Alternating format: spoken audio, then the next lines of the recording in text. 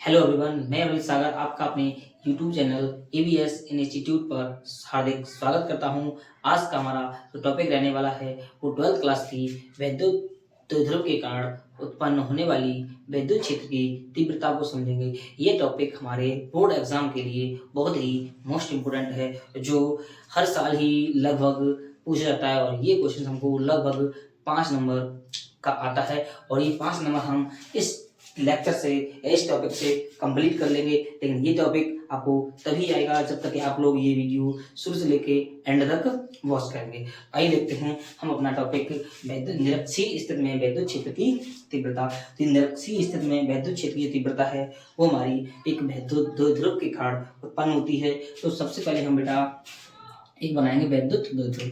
ये रहा हमारा, कोई लीजिए विद्युत द्विध्रुव। ठीक है, हमने मान लिया कि हमारे पास कोई एक विद्युत द्विध्रुव है, मान लिया ए बी। क्या है? ए बी एक विद्युत द्विध्रुव है। इसकी लैंग्वेज थोड़ी सी है, वो आप अपनी कॉपी पे लिख लेना। उससे हम आपको एक बोल के दिखा सकते हैं। माना एक विद्युत द्विध्रुव ए बी जो प्लस क्यू तथा माइनस क्यू से मिलकर बना है। इनके बीच की दूरी 12 है तथा इस जो कि एक परावर्तकांक माध्यम में स्थित है। इसके केंद्र O से R दूरी पर सीधा भाई R दूरी पर एक बिंदु P है, जहां पर हमको विद्युत क्षेत्र की तीव्रता ज्ञात करनी है। इसकी निरक्षीय स्थिति में R दूरी से विद्युत क्षेत्र की तीव्रता ज्ञात करनी है। तो हम इसे देखेंगे, तो यहाँ से हम प्लस क्यू और माइनस क्यू से पॉइंट दो हम मिला लेंगे। ठीक है, हमने देखा यहाँ पर कितना कोण बनेगा, 90 बन जाएगा। कितना बनेगा? 90। आप जानते हैं ये टोटल दूरी कितना है, 12। तो ये कितना हो जाएगा, L। ये भी कितना हो जाएगा, L। पाइथागोरस प्रमेय के अनुसार निकालेंगे तो AOP एक हमारा समकोण त्रिभुज बन जाएगा। समकोण त्रिभुज हमारा होता है कर्ड बराबर, कर्ड स्क्वायर बराबर होता है लंब स्क्वायर प्लस आधार स्क्वायर। कर्ड की वैल्यू, लंब की वैल्यू कितनी, परपेंडिकुलर आर स्क्वायर हो जाएगा भाई। ये आधार कितना, एल स्क्वायर हो जाएगा भाई। के निकालेंगे तो क्या करेंगे, इस पे आ जाएगा जरूर। तो कर्ड की वैल्यू हमारे पास कितना जाएगी, R square plus L square. इसी प्रकार हमारी इसकी भी वैल्यू कितनी जाएगी, R square plus L square. इतना बात आपको आई हो, क्लियर हो, यहाँ तक क्लियर है। तो बेटा हम लिखेंगे प्लस क्यू के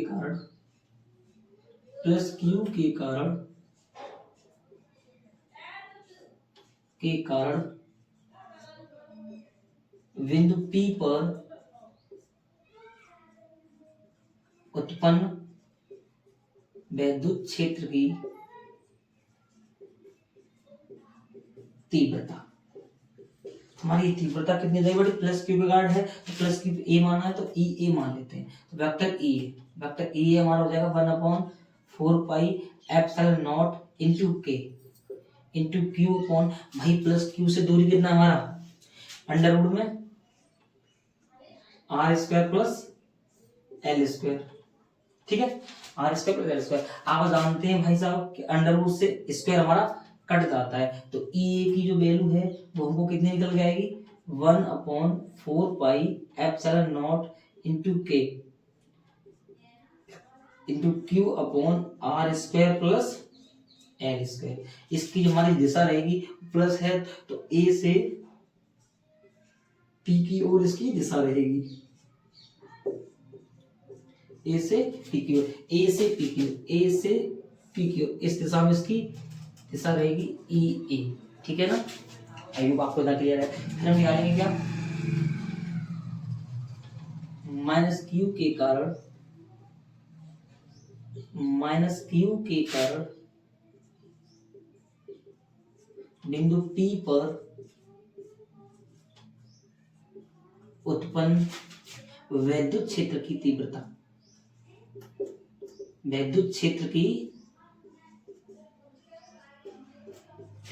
तो यहां से हम देखेंगे विद्युत क्षेत्र की तीव्रता। तो ई बी बराबर हमको कितना मिलेगा बेटा कि 1/4 pi epsilon naught into K into Q upon दूरी कितना भाई, माइनस क्यू से ये दूरी से अंडर रूट में R square plus L square, उसके भी क्या जाएगा होल वर्ग। तो ई बी वेक्टर बराबर हमको मिलेगा 1/4 pi epsilon naught into K into Q upon under root से हट जाएगा, स्क्वायर से रूट हट जाएगा, R square plus L square. इसकी दिशा में जाएगी बी से सॉरी पी से बी की ओर, क्योंकि नेगेटिव है इसीलिए बी से सॉरी पी से बी की और इसकी मेरी दिशा हो जाएगी। आई होप है क्लियर है। तो यहाँ से हम देखेंगे इधर जो हमारी रहेगी दिशा, हमारी वेक्टर ई बी की दिशा रहेगी। ठीक है ना, यहाँ तक आपको क्लियर है। तो हमको क्या निकालना है, बिंदु पी पर परिणामी विद्युत क्षेत्र की तीव्रता निकालनी है। बिंदु पी पर परिणामी विद्युत क्षेत्र की तीव्रता। अब हम यहाँ से देखेंगे कि ई ए और ई बी परिमाण में देखो कैसी हैं समान, लेकिन दिशाओं में दोनों कैसी हैं विपरीत। जब परिणाम में समान है दिशाओं में विपरीत है, इसलिए इनको हम क्या करेंगे, इसलिए इनको हम इनके क्षैतिज और लंबवत घटकों में वियोजित करेंगे। क्षैतिज और लंबवत घटकों में वियोजित करने वाला तरीका क्या होगा, हम जब भी किसी को क्षैतिज और वियोजित घटकों में वियोजित करते हैं तो यहाँ हम मान लेते हैं कोण कितना है थीटा, कितना थीटा। तो यहाँ पर एक लाइन खींचेंगे, इस दो ध्रुव के समांतर एक लाइन ड्रॉ करेंगे, तो ये भी यहाँ भी कितना कोण बनाएगा थीटा, तो ये भी कोण कितना रहेगा थीटा।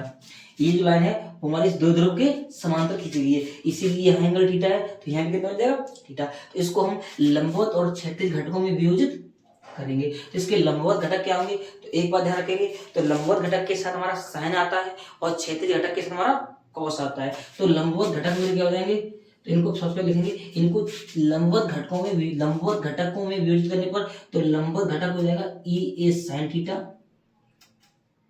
और नीचे हमारा क्या रहेगा ई बी साइन थीटा। ई ए साइन थीटा और ई बी साइन थीटा परस्पर दिशाओं में विपरीत है। कैसे हैं, परस्पर दिशाओं में विपरीत है, तो ये एक दूसरे को निरस्त कर देंगे, तथा इसके क्षैतिज घटक हैं हमारे ई ए कॉस थीटा और ई बी कॉस थीटा परस्पर दिशाओं में क्या होंगे समान हो जाएंगे। परस्पर कैसे हो जाएंगे, दिशाओं में समान हो जाएंगे, एक ही दिशा में। जब ये एक ही दिशा में है तो बिंदु पी पर जो परिणामी तीव्रता होगी वो इन दोनों के योग के बराबर होगी। तब हम बोलेंगे बिंदु पी पर परिणामी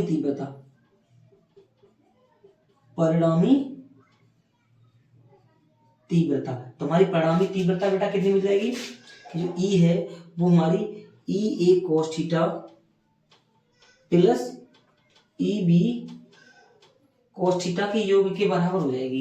ई ए कॉस थीटा और ई बी कॉस थीटा, इसको हम यहाँ लिख लेते हैं ई बराबर, वेक्टर लगाना चाहो तो वेक्टर लगा लेना, अन्यथा कि इसलिए लगाओ। तो ई ए की वैल्यू हमारी कितनी है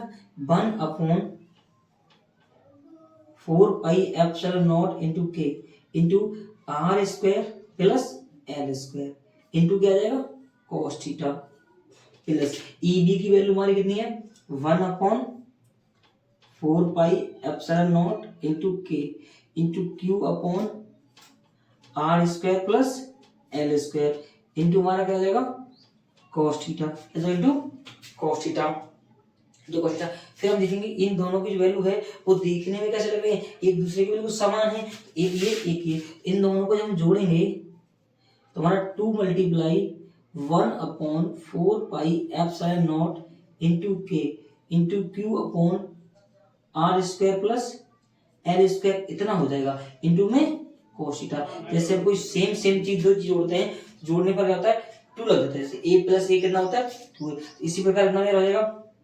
इतना होने के बाद आई होप अपना नोट कर लीजिए यहाँ से ई बराबर क्या हमको मिलेगा 1/4 पाई एप्सिलॉन नॉट इंटू के, ये 2 पर चला जाएगा, यहाँ से देखेंगे 2 पर चला जाएगा, इसको लिख देते 2q into R square plus L square into हमारा क्या दिया है कॉस थीटा। किंतु परंतु का चिन्ह लगाना यहाँ पर, कॉस थीटा की वैल्यू निकाल लीजिए आप। आपने कॉस थीटा बराबर आपने पढ़ा होगा 10th क्लास में, कॉस थीटा बराबर होता है आधार बटे कर्ण। क्या होता है आधार बटे कर्ण। तो इस त्रिभुज में देखेंगे एओपी में आधार ये रहा, कर्ण ये रहा और ये मेरा एंगल है, यहाँ भी थीटा मान लेते हैं।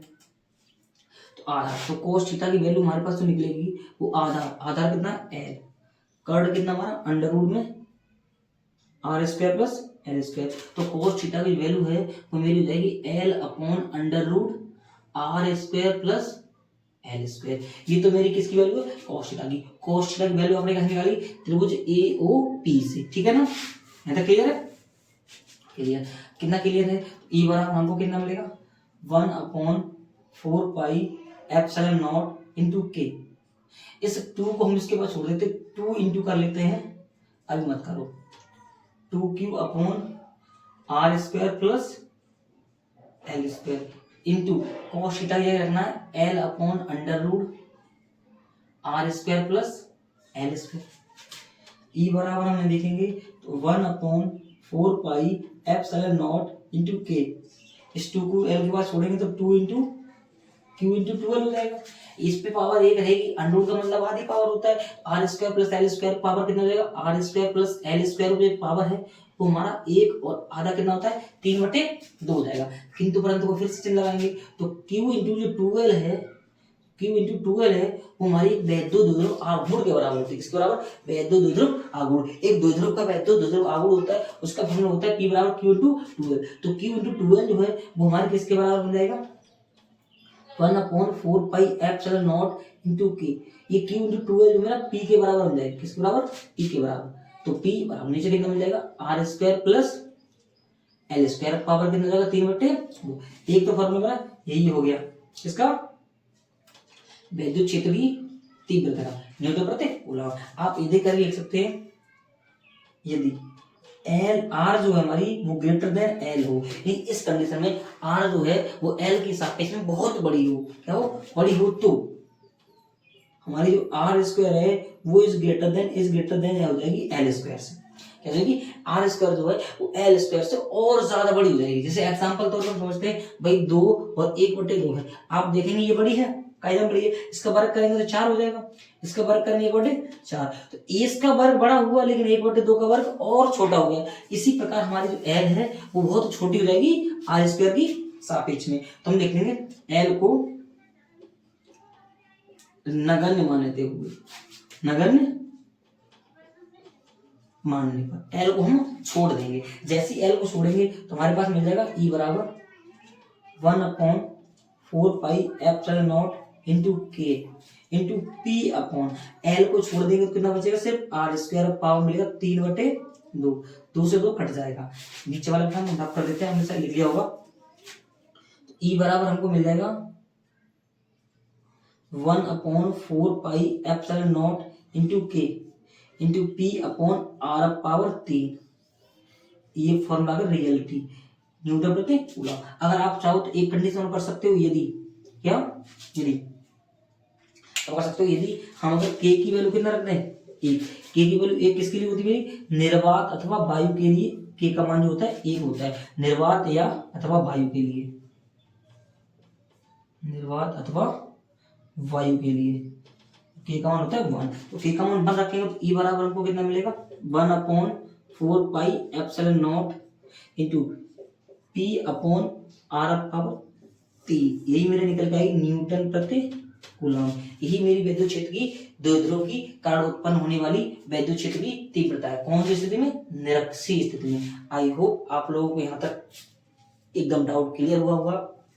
अगर आपको इतना वीडियो या क्वेश्चन हमारा समझ आता है तो हमारी वीडियो को लाइक करें, शेयर करें और हो सकता है चैनल को सब्सक्राइब करना ना भूलें, जिससे कि जब भी कोई न्यू वीडियो अपलोड हो तो आपके पास उसका नोटिफिकेशन सबसे पहले पहुंच सके। और हम आपके लिए जाते जाते एक छोटा सा मोटिवेशन क्विज या शायरी छोड़ जाते हैं।